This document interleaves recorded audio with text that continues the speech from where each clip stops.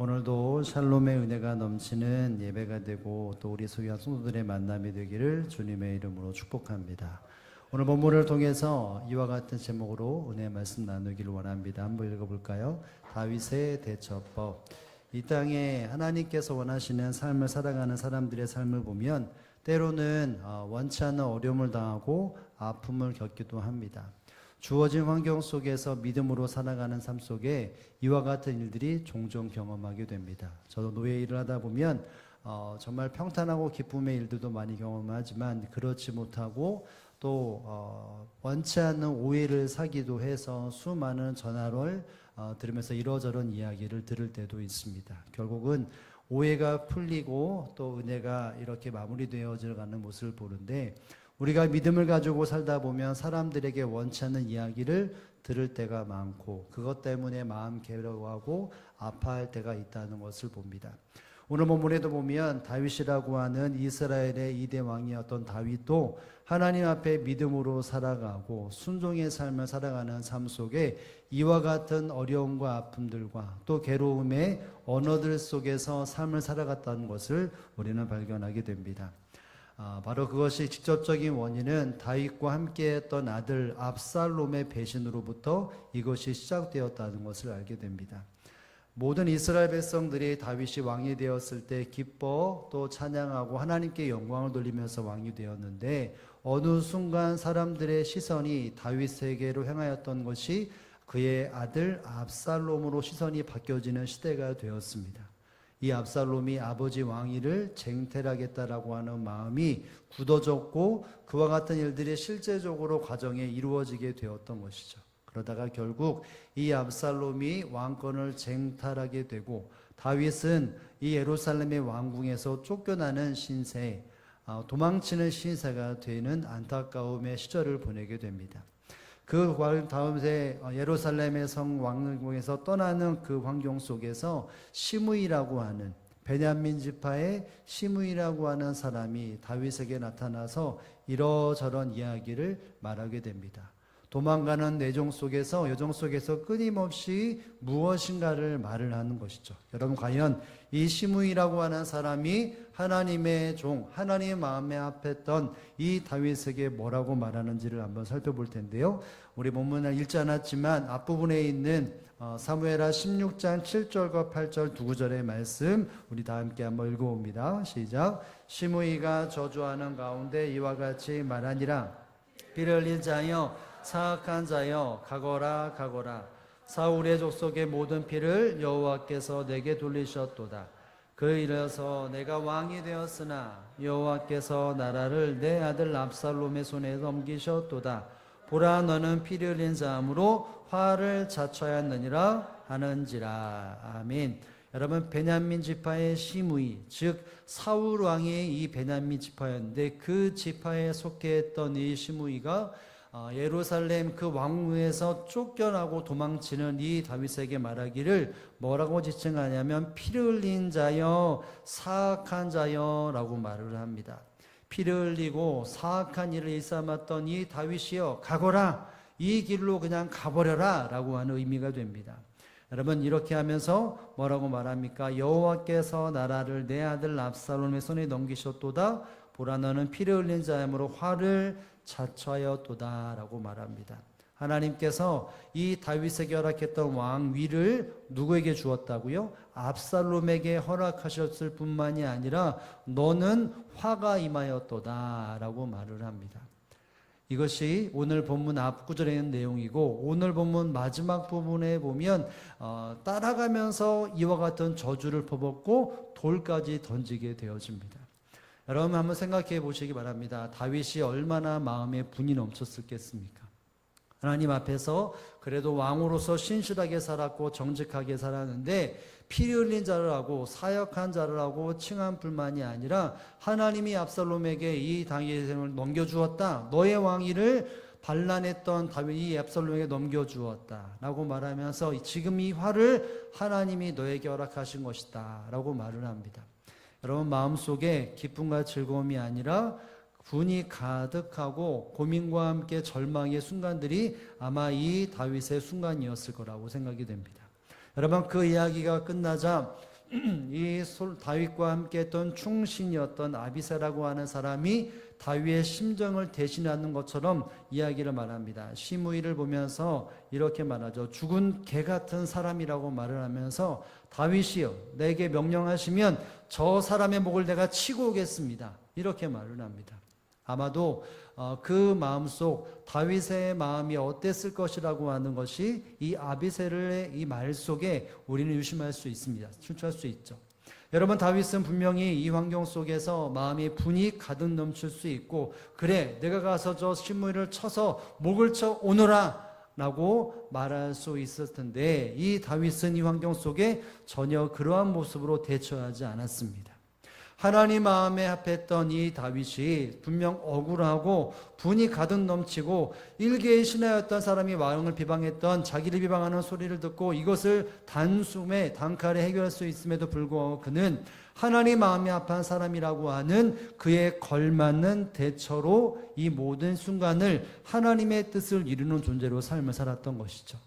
여러분, 과연 이 다윗이라고 하는 사람이 이와 같은 절망적이고 분이 가득한 환경 속에서 어떻게 대처해 나가는지를 우리가 살펴보면서, 우리 또한 억울한 일을 당하고 사람의 말 때문에 내 마음에 분이 가득 넘칠 때가 있을 텐데, 그때 내가 어떻게 주의 은혜 안에 설지를 이 다윗의 대처법을 통해서 우리의 마음속에 새기며 하나님의 은혜 앞에 더 가까이 나가는 복된 시간이 되시기를 주님의 이름으로 축복합니다. 여러분, 첫 번째로 본다면 이 다윗이 이와 같은 환경 속에 어떻게 대처하냐면 이와 같은 고민을 합니다. 함께 한번 읽어볼까요? 함께 읽습니다. 하나님의 뜻과 고민함. 다윗은 이 모든 환경 속에 하나님의 뜻이 무엇인지를 고민했다는 것입니다. 여러분, 이런 환경 속에서 10절에 보면 아비새가 말 한마디가 하고 다윗이 10절에 이렇게 반응하게 됩니다. 한번 보겠습니다. 10절 말씀입니다. 시작. 왕이 이르되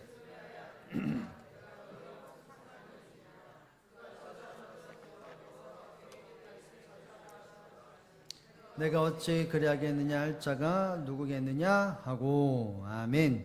여러분, 여기 말씀에 보면 이렇게 말합니다. 내가 너희와 무슨 상관이 있느냐? 지금 네가 말하는 그 모든 것과 내가 상황하는 이 상황과 상관이 없다는 것이죠.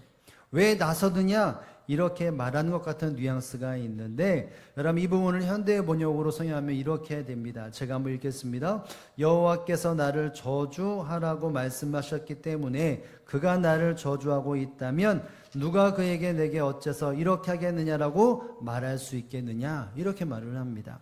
하나님께서 나를 저주하라고 말씀하신 것 때문에 그가 나를 저주하고 있다면 누가 그를 어떻다라고 말할 수 있겠느냐라고 말했다는 것이죠. 여러분, 이 말은 결국 무엇일까요? 이 다윗이 볼 때에 이 환경이 정말 억울하고 분을 낼 수 있는 상황이나, 그러나 하나님께서 이 모든 것에 역사하신다면 누가, 하나님의 뜻대로 이루어지는 과정이라면 누가 이것을 막을 수 있겠느냐? 이렇게 말합니다. 여러분, 결국 다윗은 어떠한 판단을 내립니까? 하나님의 뜻이 무엇인가?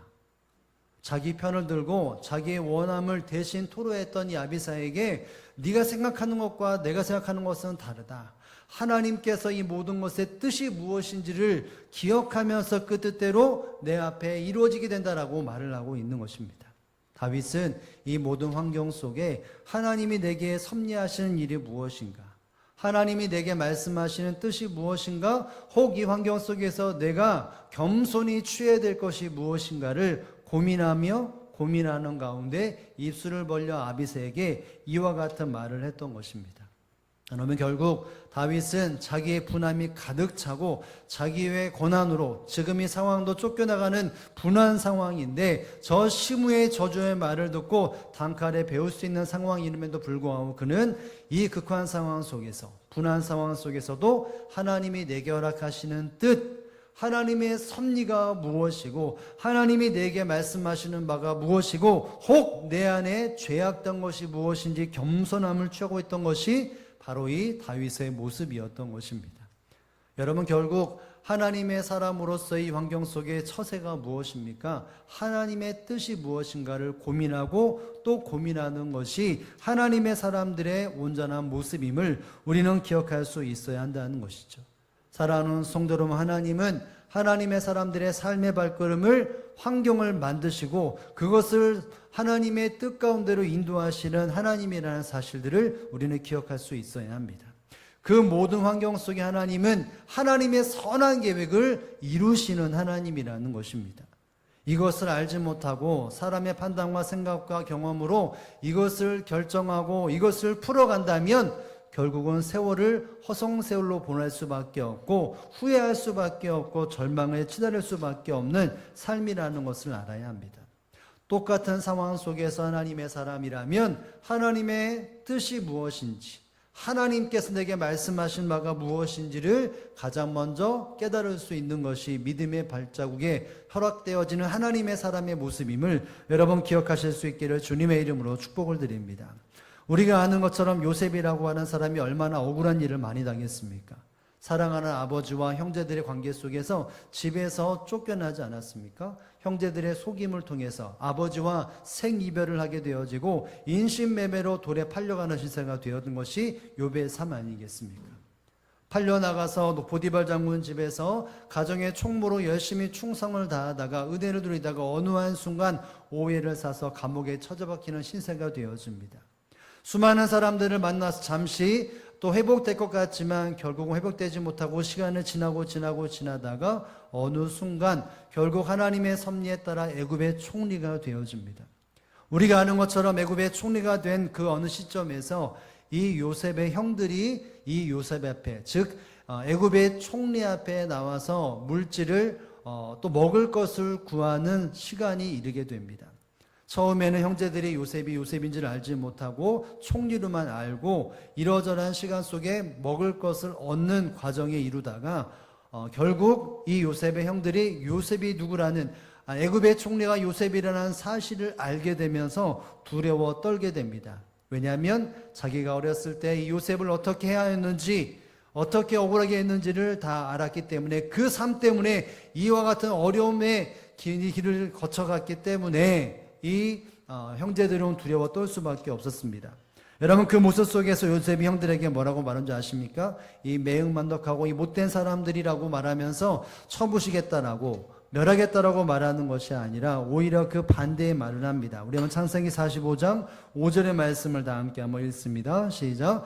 당신들이 나를 이곳에 팔았다고 해서 근심하지 마소서, 한탄하지 마소서. 하나님이 생명을 구원하시려고 나를 당신들보다 먼저 보내셨나이다. 아멘. 당신들이 나를 이곳에 팔았다고 근심하고 한탄하지 마소서라고 말을 합니다. 여러분, 이렇게 말하는 것은 이 요셉은 지금까지 이 애굽의 총리가 되는 이 모든 시점에서 그의 마음속에는 누군가를 불평하고 원망하는 시간을 보내지 않았다는 것이죠. 보디발 아내 때문에 감옥에 갇혔을 때도 원망하지 않았습니다. 어떤 사람들을 만나서 당신이 미래에 이렇게 될 것입니다, 만약 그래 된다면 나를 기억해달라고 말을 해도 그것을 알았다고 말을 했던 그 사람도 어느 순간 이 요셉을 잊어버리고 삶을 살았습니다. 이와 같은 모든 환경 속에서 하나님의 뜻이 무엇인가를 그는 기억했기 때문에 사람들에게 원망하고 또 불평하고 그분을 토하는 삶을 살지 않았다는 것이죠. 그 환경 속에 하나님이 내게 허락하시는 뜻, 하나님이 내게 바라시는 뜻이 무엇인지를 알았기 때문에 두려워 떨고 있던 형제들 앞에서 이와 같이 말을 한 것입니다. 하나님의 생명을 구원하시려고 나를 당신들보다 먼저 이곳에 보내셨습니다 라고 고백할 수 있었던 것이죠. 결국 요셉은 하나님의 사람으로서 억울하고 분을 내고 단순히 자기의 권력을 가지고 사람들을 해할 수 있음에도 불구하고 하나님의 뜻이 무엇인지를 분별하는 가운데 좌로나 우로나 치우치지 않은 삶을 살았던 것이 요셉의 삶이었다는 것이죠. 여러분, 이 땅에 하나님은 하나님의 사람을 하나님의 섭리에 따라 이끄시는 하나님이라는 사실을 알아야 합니다. 모든 환경 속에 하나님의 뜻을 발견해야 그 걸음 속에 후회 없는 인생이 되어지고 절망에 처지는 인생이 아니라 그곳에서 희망을 바라보고 하나님이 허락하시는 은혜를 누릴 수 있다는 사실을 기억할 수 있어야 하는 것이죠. 여러분, 예수님도 어떤 삶을 사셨습니까? 결국 하나님의 뜻을 이루는 삶으로 살지 않으셨습니까? 분내일 수 있고 저주를 볼 수 있고 심판할 수 있는 십자가 상에서 예수님은 하나님의 뜻을 분별하며 마지막 그 순간 다 이루었다라고, 하나님의 뜻을 이루는 삶이 무엇인지를 바로 십자가 상에서 모든 제자들과 사람들에게 보여주지 않았습니까? 여러분께서 로마서 12장 2절에 보면, 그래서 믿음의 사람들에게 이 세대 속에 흘러가는 세대 속에서 믿음의 사람들이 어떤 판단을 하고 어떻게 생각할지에 대해서 이런 설명을 합니다. 로마서 12장 2절의 말씀을 다 함께 한번 읽습니다. 시작. 너희는 이 세대를 본받지 말고 오직 마음을 새롭게 함으로 변화를 받아 하나님의 선하시고 기뻐하시고 무엇인지를 분별하도록 하라. 아멘. 너희는 이 세대를 본받지 말라라고 말을 합니다. 수많은 세대 속에서 보여지는 사람들의 판단과 생각과 잘못된 인연들과 이 모든 것에 사람들을 쫓아가지 말라고 말합니다. 사람들이 말하는 진리가 무엇인지 쫓지 말고 모든 환경 속에 마음을 새롭게 변화받아서 하나님이 선하시고 기뻐하신 온전한 뜻이 무엇인지를 그것을 분별하는 삶을 살라고 말을 합니다. 여러분, 로마 교회의 수많은 사람들은 핍박을 받고 살았습니다. 박해를 받고 살았습니다. 때로는 순교의 삶을 살아가고 때로는 모든 재산을 빼앗기는 삶을 살아갔습니다. 여러분, 그 모습 속에서 그들은 분이 가득 찼고 내가 원수를 어떻게 하면 해야 할 것인가 라고 하는, 해치울 것인가 라고 하는 그와 같은 충분한 생각과 결정을 할 수 있음에도 불구하고 여러분, 성경은 말합니다. 너희는 세대를 본받지 말고 그 상황 속에서 하나님께서 원하시는 기뻐하시고 선한 뜻이 무엇인지를 반드시 분별해야 한다고 말합니다. 환경에 치우치는 사람이 아니라, 상황에 치우치는 사람이 아니라, 단순히 분내고 화를 내는 사람이 아니라 하나님의 뜻이 무엇인가, 하나님의 선이 무엇인가, 하나님께서 원하시는 바가 무엇인가를 날마다 고민하는 가운데 그 삶을 살아가는 것이 진정한 성도의 삶임을 우리에게 말씀해주고 있습니다. 여러분, 결국 이와 같은 삶을 살았고 이와 같은 은혜 가운데 삶을 살았기 때문에 믿음의 사람들은 승리하는 삶을 살아갔고 하늘의 상급을 쌓으며 하나님의 나라를 임하는 그와 같은 삶을 살았던 것이 믿음의 성도들의 모습이라고 말할 수 있습니다. 사랑하는 성도 여러분, 저와 여러분은 어떠한 환경 속에서 어떠한 생각과 판단을 가지고 살아갑니까? 잘되고 평안할 때는 그냥 감사하고 찬양하지만 정말 원치 않는 억울한 일을 당하고 정말 분내할 수밖에 없고 목소리를 낼 수밖에 없는 그 상황 속에서 내 감정대로 판단하고 내 생각대로 내질르는 그러한 삶을 살고 있지는 않습니까? 그래서 세월을 흘려보내고 돌이킬 수 없는 절망을 경험하고 때로는 암울한 삶을 살고 있지는 않습니까? 하나님이 모든 것 가운데 바른 길로 인도하고 선한 길로 인도하시는데 그 뜻을 발견하지 못하고 분별하지 못하고 후회하는 삶을 살고 있지는 않습니까? 여러분, 하나님은 우리의 삶 가운데 후회 없는 삶을 살게 하신 하나님이라는 사실을 알아야 합니다. 절망할 수밖에 없는 상황에서 절망하지 않고 하나님께서 허락하신 미래를 바라보게 하시는 것이 하나님의 선한 계획이라는 사실들을 알아야 합니다. 누구나 다 이와 같은 삶을 살기를 원하는데 여러분, 그 같은 삶을 살기 위해서는 어떻게 해야 됩니까? 결국 그 상황 속에서 하나님의 선한 뜻이 무엇인지, 하나님의 섭리가 무엇인지를 발견할 수 있어야 하는 것이죠. 여러분, 이것을 바로 우리가 내 것으로 삼고 나의 삶의 지표로 삼을 수 있기를 여러분 주의 이름으로 축복을 드립니다. 아무리 세상에 수많은 사람들이 뭐라고 하고 분이 넘치고 이렇게 반응해야 한다고 할지라도 사람들의 말에 귀를 기울이는 것이 아니라 하나님의 섭리 앞에 하나님의 말씀에 귀를 기울이고 하나님의 깨닫게 하시는 바에 나의 마음과 나의 귀를 기울일 때에 하나님의 은혜와 역사가 우리의 삶 가운데 경험될 수 있고 그것이 반드시 조화로운 삶 가운데 성취될 수 있기를 주님의 이름으로 축복을 드립니다. 여러분, 미국의 조지 트루엣이라고 하는 분이 계신데 이분이 이 땅에 살아나가는 삶 속에 정말 중요한 것이 무엇이고 참된 것이 무엇인지를 이야기를 했다고 하는데 그것이 이것입니다. 제가 한번 읽겠습니다. 인간이 가질 수 있는 위대한 지식은 하나님의 뜻을 아는 것이다. 이 땅의 삶을 살아가는 모든 사람들이 가지고 있는 최고의 위대한 지식은 삶의 어떤 지면을 통해서 사람들이 말을 통해서 얻는 것이 아니라 하나님의 뜻을 아는 것이 이 땅에 주어진 최고의 지식이라는 것을 말을 했습니다. 여호와를 경외하는 것이 지식의 근본이라고 수없이 바로 잠언에서 나와 있는 것처럼 수많은 사람들에게 위대한 지식, 최고의 지식은 바로 여호와 하나님의 뜻을 아는 것이 이 땅에 주어진 가장 위대하고 온전한 지식이라고 말을 했다고 말을 합니다. 그러면서 이런 말을 합니다. 인간이 행할 수 있는 가장 위대한 업적은 그 하나님의 뜻을 행하는 것이다. 이 땅에 살아갈 때 위대한 업적이라고 점을 찍는다면 그 점을 찍는 위대한 업적은 하나님의 뜻을 행하는 것이 이 땅에 사람을 가장 탁월하게 만들고 온전하게 만드는 것이라 라고 말했던 것이죠. 사랑하는 성도, 우리에게 위대한 지식이 있기를 원합니까? 저와 여러분의 삶 속에 위대한 업적을 삶을 살아가기를 원합니까? 모든 환경 속에 하나님이 예비하신 그 은혜의 정점을 찍기를 원한다면 우리는 날마다 고민해야 합니다. 하나님의 뜻이 무엇인가? 이 상황 속에서 내게 허락하신 하나님의 섭리가 무엇인가? 나에게 들려주시고자 하나님의 마음이 무엇인가? 내가 하나님 앞에 내려와야 할 제목이 무엇인가? 겸손히 해야 될 것이 무엇인가? 이것이 바로 저와 여러분의 고민이 될 수 있기를 주님의 이름으로 축복합니다. 그로 말미암아 내게 주어진 환경 속에 이와 같이 그리스도인의 이와 같은 마음과 이와 같은 생각을 가져서 후회 없는 삶이요, 돌이킴에 대해서 정말 그러지 말할 것이 아니라 모든 환경 속에 하나님 앞에 은혜를 누리고 참 잘했다라고 내 스스로도 인정하고 하나님의 은혜가 날마다 넘쳐나는 저와 여러분의 삶의 모든 여정들이 되어지기를 주님의 이름으로 축복을 드립니다. 연합 본문의 두 번째로 다윗을 통해서 우리에게 허락되어지는 이 모든 환경 속에 헤쳐나갈 비밀들은 바로 두 번째는 이것입니다. 함께 한번 읽어봅니다. 결과를 하나님께 맡김.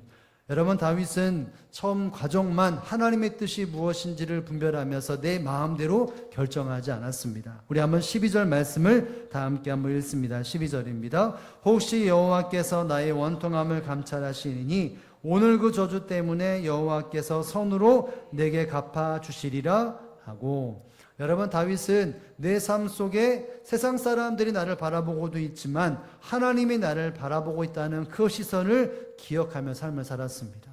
수많은 사람들이 자기를 욕하고 자기를 비방한다 할지라도 내 마음의 중심과 나의 모든 인생의 발걸음을 감찰하시는 하나님이 계시다라고 말을 하고 있습니다. 세상 사람들이 내 마음을 못 알아주더라도 하나님만은 내 마음을 아시고 내 눈물을 아시는 하나님이라는 것이죠. 그러면서 뭐라고 말합니까? 이렇게 말하지 않습니까? 여호와께서 선으로 내게 갚아주시리라. 이 모든 환경 속에 하나님께서 해결할 것이라 라고 하는 믿음과 소망을 고백했다는 것이죠.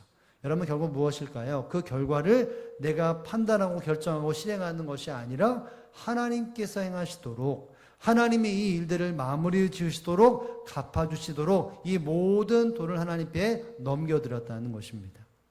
여러분, 이 다윗은 자기가 판단할 수 있고 행동할 수 있음에도 불구하고 그는 철저하게 하나님께 결과를 내어 맡기고 판결을 내어 맡기는 삶을 살았습니다. 누가 자기 자신의 판단에도 뭐라고 말하지 않는 위치임에도 불구하고 그는 늘 변함없이 하나님께 이것을 맡기는 삶을 살았습니다. 하나님의 말씀이 기준이었고 하나님의 뜻이 기준이었고, 그렇기 때문에 결과까지도 하나님께 내어 맡겨 하나님께서 갚아주시고 해결해 주시는 삶을 살았던 것이 바로 이 다윗의 삶이었다는 것이죠. 하나님의 사람으로서 모든 환경 속의 대처법이 무엇입니까? 바로 하나님께 결과를 맡기는 것입니다. 내가 결과물을 창조시키는 것이 아니라 하나님이 만들어 가시도록 모든 것을 내어 맡기는 것이 그리스도인들의 삶의 초세술이라는 것을 우리에게 말씀해 주고 있는 것이죠. 사랑하는 성도, 하나님은 하나님의 사람들의 모든 발걸음의 과정 가운데 계획하시고 과정을 이루어 가시며 결과를 도출시키시는 하나님이라는 사실들을 우리는 기억할 수 있어야 합니다. 하나님이 가장 선하게 마무리 짓게 하도록 하나님을 의지하고 바라보는 것이 믿음의 사람들의 시선이고 신앙의 모습임을 우리는 기억할 수 있어야 하는 것이죠. 여러분, 다윗이라고 하는 사람이 얼마나 큰 어려움을 삶을 살았습니까? 왕이 되기 전까지 정말 힘든과 어려움의 삶을 살았던 것이 이 다윗 왕이 아니겠습니까? 사울 왕에서 관계 속에서 신하로서 충성을 다했고 가족으로서 충성을 다했는데 그에게 돌아오는 것이 무엇이었냐면 이 다윗을 해하려고 하는, 살해하려고 하는 그와 같은 일들이 사울 왕에서부터 자기에게 모든 화살이 다가왔습니다. 여러분, 다윗은 어떤 삶을 살았습니까? 도망쳤습니다. 이방 나라에 도망치기도 하고 또 다른 지방에 도망치기도 하는 삶을 살았습니다. 수많은 젊은 소년들과 함께 또 함께 딸린 사람들을 이렇게 피난하는 삶을 살다가 어느 한순간 사울 왕이 다윗과 함께하는 사람들 앞에 놓여있는 신세가 되어지는 환경에 놓여 있었습니다. 여러분, 그때 다윗과 함께했던 수많은 사람들이 이것은 여호와 하나님께서 우리에게 주신 기회입니다 라는 말을 하게 됩니다. 이 사울 왕을 죽일 수 있는 것은 하나님이 우리에게 주신 기회입니다. 이 말이 뭘까요? 사울 왕을 처단합시다. 이 사울 왕을 처단함으로 우리가 도망치는 시세를 저버리고 뿐만이 아니라 이 왕위까지도 쟁취합시다. 이 중심으로 하나님이 우리에게 주신 기회라고 말을 했습니다. 여러분, 결정할 수 있고 판단할 수 있고 실행할 수 있는 순간이 맞이되었죠. 2번씩이나 이와 같은 CD를 이 기회를 얻었습니다. 다윗은. 여러분, 그때마다 다윗의 중심은 무엇이었을까요?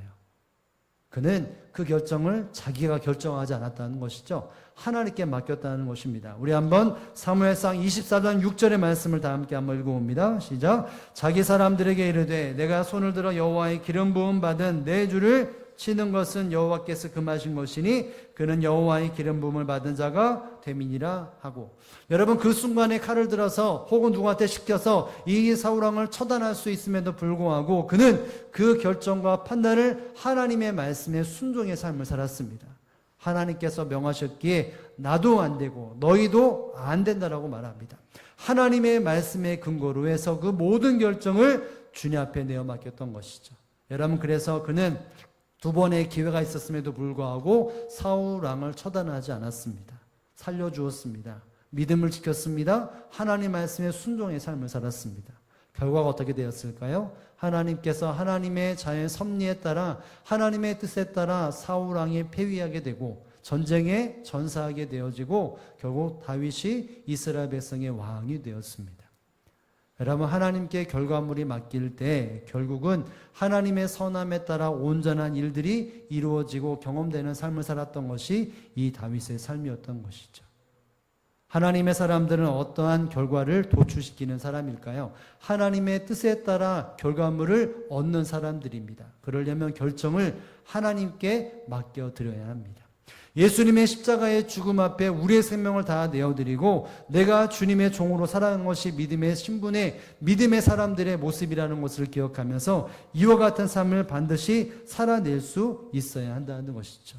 나를 힘들게 하고 괴롭게 하고 아파하는 사람들을 대하여서 내가 결정하고 판단하고 실행하는 것이 아니라 하나님께 내어 맡길 때 그것 가운데 하나님의 선한 역사가 일어나는 것이죠. 내가 변화되든지 상대방이 변화되든지 하나님의 선한 열매가 맺게 되어 있는 것입니다.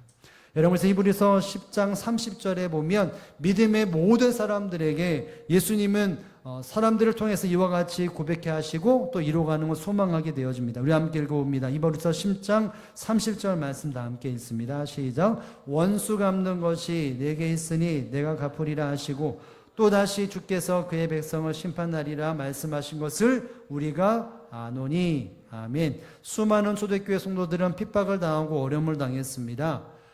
삶을 뒤흔드는 수많은 핍박자들이 있고 원수들이 많았습니다.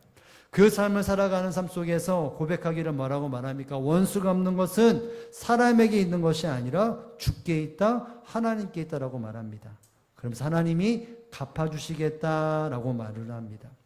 결국 내가 판단할 수 있고 생각할 수 있는 것은 신앙의 모습이 아니라 주님 앞에 내어 맡기고 주님이 해결하시도록 그저 묵묵하게 주님의 말씀에 순종에 따라가는 것이, 하나님 앞에 믿음을 지키고 사랑으로 인내하는 것이 믿음의 삶이라는 것을 말하고 있는 것입니다.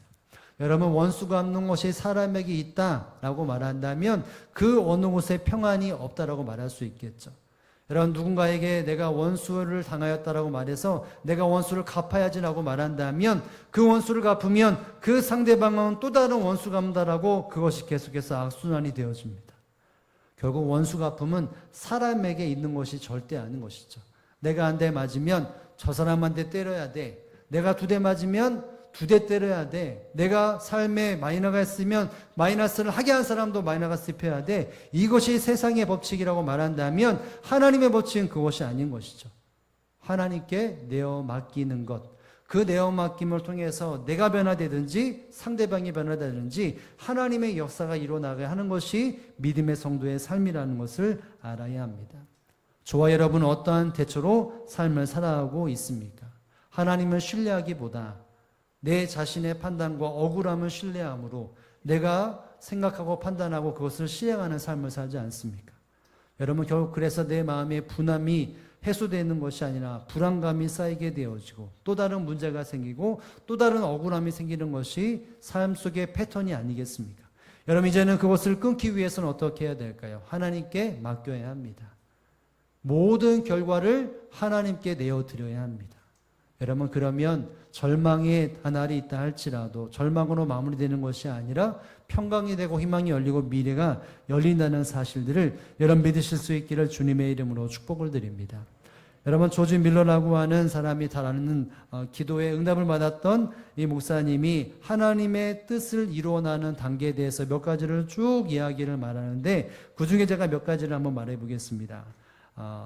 문제에 관한 나의 의사가 있지 않도록 마음을 비우려고 노력해야 한다. 어떤 문제가 있을 때에 내 마음, 내 의사를 드러나지 않고 그것이 실현되지 않도록 철저하게 비우도록 노력해야 한다라고 말합니다.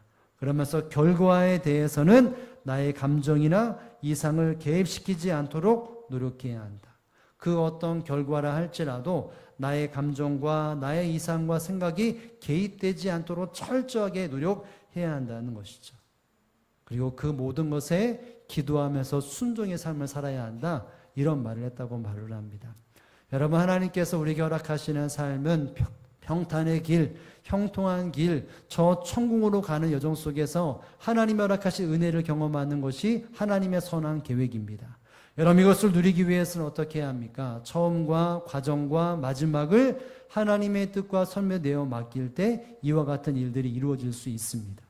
잘 가다가 결과를 내가 마음대로 판단해서 어그러질 때가 많지 않습니까? 처음에 단추를 잘못 끼워서 내가 원함이 아니라 더 어그러지는 모습들로 살아본 가지고 있지 않습니까? 여러분, 우리는 내 모든 환경 속에 하나님의 뜻이 무엇인지를 먼저 고민하는 삶을 살아가야 합니다. 그리고 그 모든 결과도 고민과 함께 하나님의 뜻이 이루어지도록 그 모든 결과를 하나님 앞에 내어 맡겨야 합니다. 그러면 그 삶 속에 하나님의 변함없는 선한 뜻이 이루어진다는 사실들을 기억해서 이 한 주간 내가 삶을 살아갈 때에 어떠한 환경과 억울한 일을 당한다 할지라도 때로는 아픔이 있다 할지라도 그 환경 속에 하나님의 뜻이 무엇인지를 날마다 분별하고 하나님께 구하여 그리고 그 뜻대로 모든 결과물을 주님 앞에 내어드려 내가 내 인생을 책임지는 것이 아니라 주님이 책임져 주시고 평탄한 열매를 날마다 맺어가는 저와 여러분의 삶이 되시기를 주님의 이름으로 축복을 드립니다.